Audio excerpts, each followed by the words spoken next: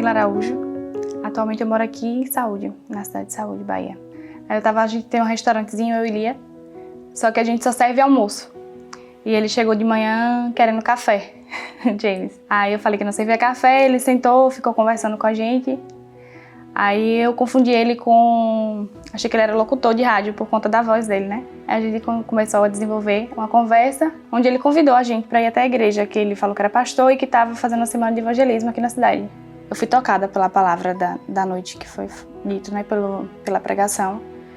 E nas noites seguintes que eu fui também, foi da mesma forma. Eu senti que eu estava no lugar certo. Bom, o pastor James esteve aqui, né, fazendo a semana de oração.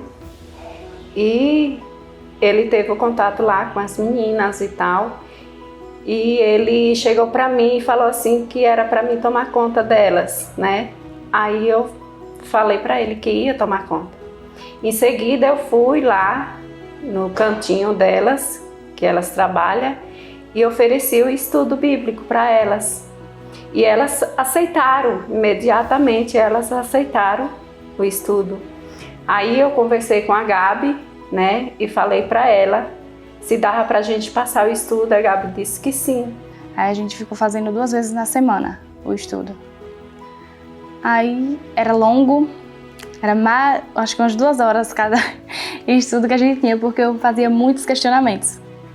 Perguntava um monte de coisa, principalmente quando falava alguma coisa de que eu não fazia ideia, que era daquela forma, aí eu ficava questionando, e a gente ia examinar na Bíblia as questões, as respostas dos meus questionamentos, e aí era estendido o tempo do estudo. E durante os estudos bíblicos foram momentos assim muito maravilhosos, né? As meninas sempre foram muito interessadas.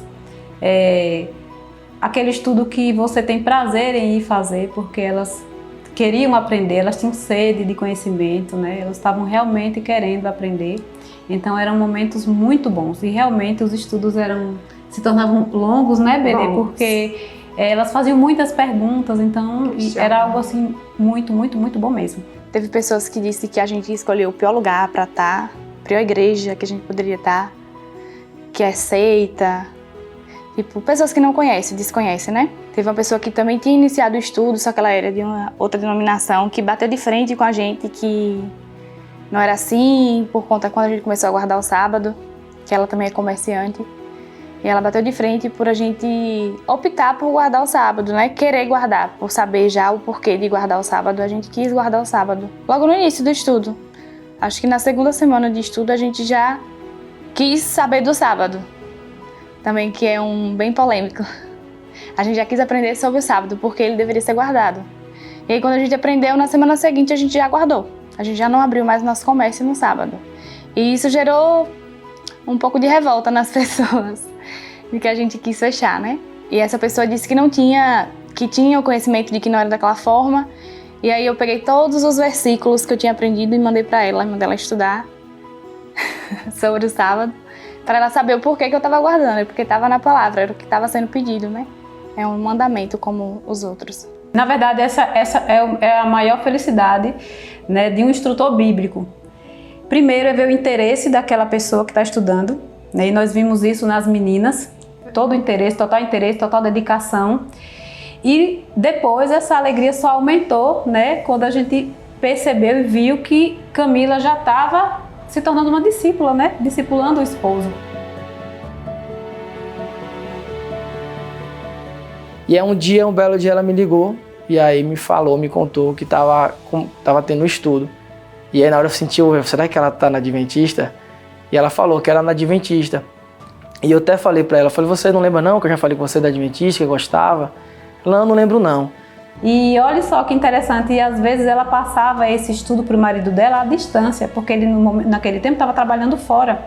E ela passava esse estudo, né, através do celular. Então assim, e ela sempre contava pra gente, né, como isso estava acontecendo. De uns 3, 4 anos pra cá, eu acabei sempre nas minhas orações pedindo a Deus que Ele na verdade me colocasse no caminho dele. Que me mostrasse, que me pudesse me dar o privilégio de um dia servir a Ele. Mas a bebida me prendia um pouco. E aí eu tinha entendido literalmente sobre o sábado, sobre os mandamentos. E ela sempre me mostrando um pouco mais sobre a questão da bebida também. E eu sempre dizendo, não, ainda não entrou na minha cabeça não. Até um certo momento que a gente foi pro Rio, ela já estava frequentando. Nesse dia a gente ia na igreja, ela falou, você vai beber? Então vamos pra igreja de noite. Eu falei, mas o que aqui tem? Besteira. E aí fomos pro Rio, ela estava com a Lia, que também se batizou junto com ela, com um amigo nosso também aqui da cidade. E aí, em um momento, a cerveja, ela me trouxe um amargor na boca de uma forma que eu nunca tinha sentido antes. E aí eu olhei assim pro copo, derramei a bebida e falei assim, a partir de hoje eu nunca mais vou beber. O verdadeiro discípulo, ele nasce no reino de Deus como um missionário. E o nosso único e principal objetivo aqui é justamente mostrar às pessoas que existe esperança, que existe sempre existe algo melhor, né? E esse algo melhor está na palavra de Deus. E a gente fez um jejum antecedendo ao batismo de 9 dias. Porque o meu desejo era em prol desse jejum, era para que os meus familiares também fossem tocados através do meu batismo. Que sentisse o desejo também de buscar a Deus, né? Servir a Deus. E minha mãe foi, porque ela levantou a mão e disse que queria também conhecer. Quem nos capacita é Deus, né? A gente só temos que tomar o primeiro passo. E por isso que existe as duplas missionárias, né? É uma ajudando a outra.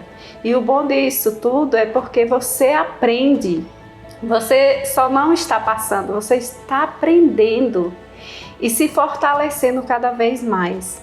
Se você quer literalmente, se você acredita na Bíblia como seu instrumento de fé, você acredita na palavra, você tem esse desejo de querer sair de onde você está para um lugar melhor, que seja com Deus em primeiro lugar, você peça, ajoelhe o seu joelho no chão e peça.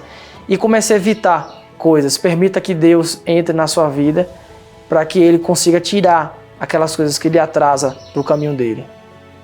Bom, assim como eu fui um dia discipulada, né, através de James, primeiramente do pastor James, aí ele deixou 2 pessoas responsáveis por me discipular. Enquanto eu estava sendo discipulada, fui discipulando meu marido. Hoje eu tenho o desejo de discipular minha mãe, porque ela tem o desejo de conhecer também a palavra. Tenho o desejo de discipular ela e quantas mais pessoas eu tiver a oportunidade, para que possam conhecer o que hoje eu conheço.